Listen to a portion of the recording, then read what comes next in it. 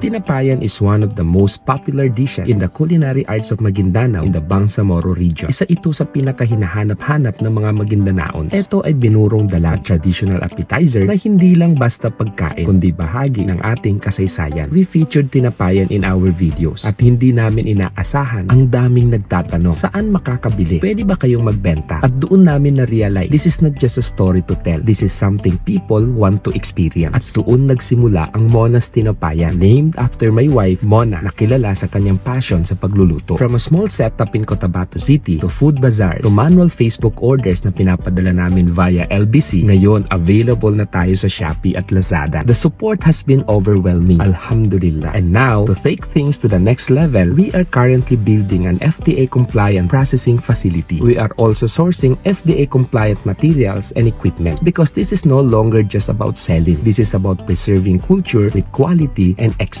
Maraming salamat sa MOST Barn, MTIT Barn at Cotabato City Negosyo Center for guiding and supporting us. At higit sa lahat, sa aming mga customers. Kayo ang dahilan kung bakit merong Mona's Tinapayan. At kung gusto mong maranasan ang tunay na lasa ng tradisyon, try Mona's Tinapayan. Available now on Shopee and Lazada.